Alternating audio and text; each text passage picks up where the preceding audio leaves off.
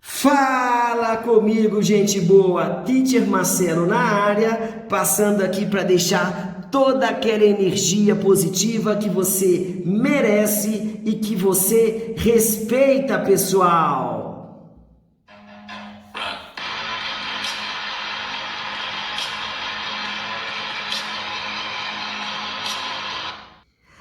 Aluninhos, na aulinha de hoje iremos falar um pouquinho a respeito de osmose. O teacher vai citar para vocês a última propriedade coligativa, osmose ou osmometria, pessoal. Assunto também abordado lá na biologia. Concorda comigo que a Laurinha é linda? Concorda comigo que a biologia é linda? A biologia, ela é maravilhosa, pessoal.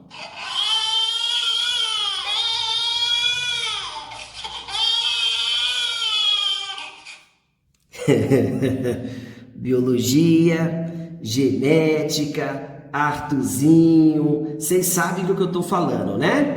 Moçada, o lance é o seguinte, sempre quando eu me refiro à osmose, eu posso lembrar algumas situações do dia a dia, como por exemplo, quando a gente tempera uma grande quantidade de salada de alface e não consome isso a curto prazo. Você observa que o alface ele vai murchar, tudo bem? Combinado? Você observa também naquele lance quando antigamente eles matavam algum bicho, algum animal para obter a carne, e essa carne, depois que ela estava limpa, eles adicionavam uma quantidade de sal gigantesca na carne. É o que a gente chama hoje de carne seca. Uma vez que você adiciona uma grande quantidade de sal na carne, vai retirar toda a água daquela carne. Sendo assim, você consegue preservar essa carne em um prazo muito mais longo. Então, quando eu me refiro à osmose, olha a definição bonitinha que o teacher passou para vocês. Passagem do solvente na química, amiguinho. Esse solvente é água, não se esqueça disso. Por uma membrana semipermeável. Isso aqui é muito importante. Quando eu me refiro a uma membrana semipermeável, eu posso pensar em algumas algas, por exemplo. Essa membrana, quando ela é semipermeável, ela permite a passagem de solvente. Na química, vamos pensar na água. A membrana, quando ela é permeável, ela permite a passagem de solvente e soluto. Quando eu me refiro à química, esse soluto, na maioria das vezes, é algum tipo de sal. Tudo bem? E eu tenho também a membrana não permeável. A membrana, quando ela não é permeável, ela não deixa passar nem soluto, nem solvente. Fique atento nisso. Então, tá bom. Passagem do solvente por uma membrana semipermeável do meio menos concentrado para o meio mais concentrado. Então a galera costuma falar assim: a osmose é fácil, é do meio menos concentrado para o meio mais concentrado. Isso, evidentemente, a galera pensa na água. Aluninhos, olha esse exemplo que bonitinho. Eu tenho água do meu lado esquerdo e água do mar, água salgada do lado direito. Esse verdinho aqui, aluninhos, é a membrana semipermeável. O teacher é seu amigo, o teacher deu um zoom nessa membrana. Então eu observo aqui a membrana. E esse verdinho central são os poros. Eu vou escrever aqui, ó, poros. Esses poros, como essa membrana ela é semipermeável, ele permite a passagem do solvente. Solvente é a bolinha pequenininha que a gente na química nós vamos pensar exclusivamente na água. Agora, do outro lado, eu tenho a bolotona. Quando eu me refiro à água salgada, essa bolotona é o NaCl. Então, você observa que esse soluto, ele não consegue ultrapassar esses poros. Agora, já o solvente, ele passa por esses poros com muita facilidade. Você enxerga que esse meio do lado esquerdo é o meio menos concentrado? Esse meio do lado direito é o meio mais concentrado. Evidentemente, a água, ela vai fazer essa trajetória. Ela vai do meio menos concentrado para o meio mais concentrado. É assim que a água faz. Evidentemente, esse lado esquerdo, essa altura reduz e aumenta a altura do lado direito. Você observa que a água, ela fez esse trajeto, saiu do meio menos concentrado para o meio mais concentrado. Detalhe muito importante, pessoal. A partir de um dado momento, você observa que não ocorre variação desse volume e variação desse volume. Tudo bem? Isso é porque o sistema, ele atingiu o equilíbrio. Uma vez que esse sistema atinge o equilíbrio, a quantidade de água que passa para o lado direito é a mesma quantidade de água que passa para o lado esquerdo. Aluninhos, aí você pode pensar assim: teacher, uma vez que esse cara atinge o equilíbrio, quer dizer que a quantidade de água que sai daqui e vem para cá é a mesma que a quantidade de água que sai daqui e vem para cá. Sim, a quantidade é a mesma. Ah, teacher, e no início do processo? Aluninhos, no início do processo, tá vindo água para o meio menos concentrado também. Porém, essa quantidade acontece em um número mais reduzido. Tudo bem? Então, eu posso pensar assim, ó, a cada 10 moléculas que vem para cá, tá vindo, por exemplo, sei lá, 1000 moléculas para cá. Tudo bem? Ok? Uma vez que eu atinjo ao estágio de, exemplo, 500 moléculas para o lado direito e 500 moléculas para o lado esquerdo, eu posso falar que esse sistema, ele atingiu o equilíbrio. O que é muitíssimo importante nesse equilíbrio? Eu vou chamar isso aqui, ó, de estágio 1 e estágio 2.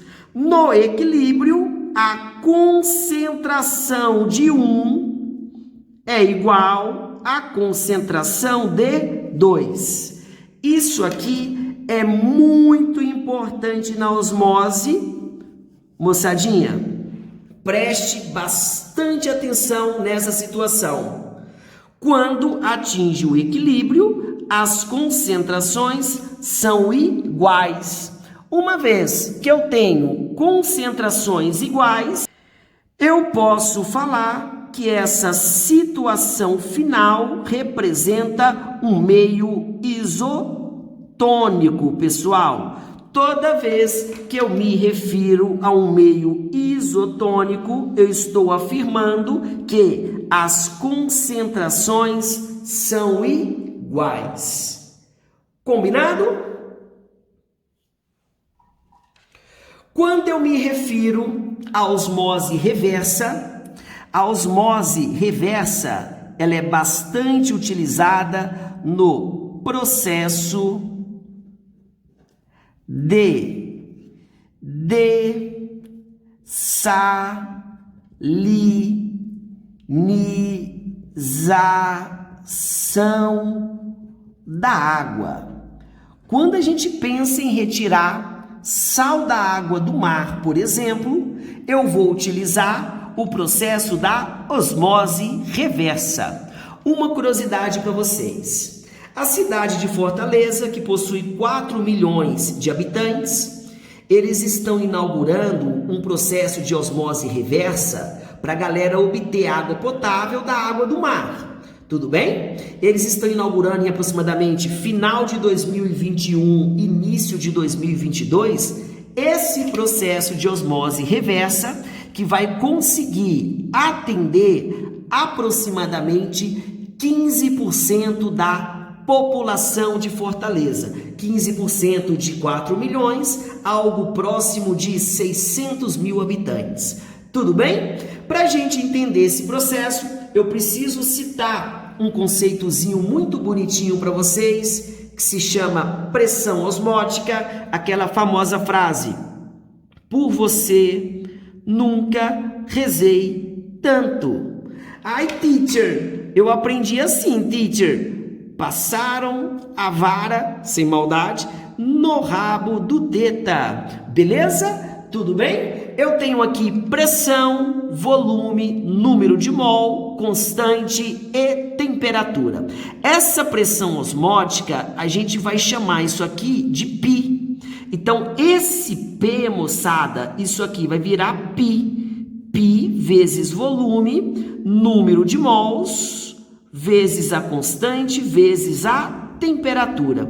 Esse volume está multiplicando, ele passa dividindo, então ficaria algo parecido com isso. Eu sei que isso aqui é concentração de mol por litro, então isso ficaria algo parecido com isso. Pressão osmótica é igual a concentração com um eminho diferente, vezes a constante, vezes a temperatura. O próprio nome já diz constante, isso aqui é temperatura, que vai ocorrer. Esse processo, de maneira geral, ele ocorre a temperatura constante.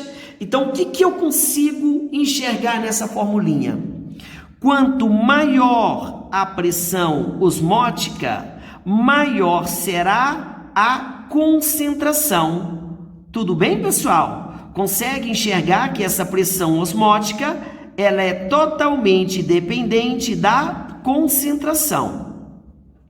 Observa, na osmose convencional, as concentrações são iguais. Tudo bem? Lembrando que essa chavinha representa concentração.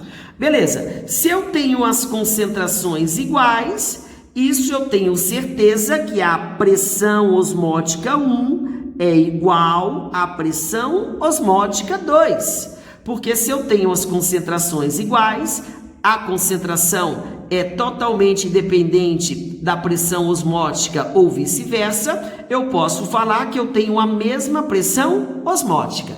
Agora, vamos pensar na osmose reversa. Deste lado, eu tenho o meio menos concentrado e desse lado, eu tenho o meio mais concentrado. Observa que, nessa imagem, eu tenho um detalhe muito importante. Eu tenho uma pressão externa. O teacher colocou um pezinho aqui, ó. É uma pressão externa. E você observa, se não tivesse essa pressão externa, isso aqui iria subir e isso aqui iria descer. Concorda comigo? Imagina essa situação sendo um êmbolo. Isso aqui vai subir, isso aqui vai descer. Agora, eu vou fazer uma pressão tão gigantesca aqui que eu não vou deixar isso aqui subir. Na verdade, eu quero fazer uma pressão para isso descer. Toda vez que a pressão externa ela for maior que a pressão osmótica, o que ocorre aqui, meninos? O que ocorre é o quê? É a osmose reversa. Então, toda vez que a pressão externa ela é maior que a pressão osmótica, isso aqui ocorre a osmose reversa. O que seria isso aqui, pessoal? Essa pressão externa faz o lado da água salgada descer, ela vai fazer isso aqui descer, tudo bem? Evidentemente, o outro lado sobe. Então, a água na osmose reversa, ela faz o sentido contrário, tudo bem? A água, ela vai sair do meio mais concentrado e ela vai para o meio menos concentrado. Tudo bem? Na osmose convencional, isso aqui termina naturalmente. Na osmose reversa, tudo depende dessa pressão externa. Ok? Ah, teacher, mas é lógico que eu não vou fazer uma pressão externa gigantesca, maior do mundo, que eu posso entupir. É isso mesmo, essas algas aqui. Aí se entupir isso aqui, vai estourar, vai arrebentar essas algas. Ou seja, vai misturar os dois lados, vai virar uma bagunça e você não quer isso. Combinado, moçada? Preste bastante atenção nessa osmose reversa, é o processo mais em conta para a gente obter o quê? Água do mar potável, ok? É o processo, é a maneira mais simples para a gente fazer isso. Inclusive, tem um lugar que se chama Catar. A quantidade de água doce armazenada nessa região não dura um dia de consumo, ou seja, a água potável que eles utilizam ali, pessoal, vem dessa osmose reversa. De acordo com alguns artigos, esse processo ele acaba sendo, em média, 3 vezes mais caro que é o processo do sistema de tratamento de água que tem na nossa cidade, ok? Em média, ele é 3 vezes mais caro, pessoal. Combinado, seres das trevas? Tamo junto, muita saudade de todos vocês, apesar da distância, pessoal. Vocês sabem que vocês podem contar sempre com a gente, pessoal. Se liga no X, compartilha esse vídeo com a galera e somos nós, moçada!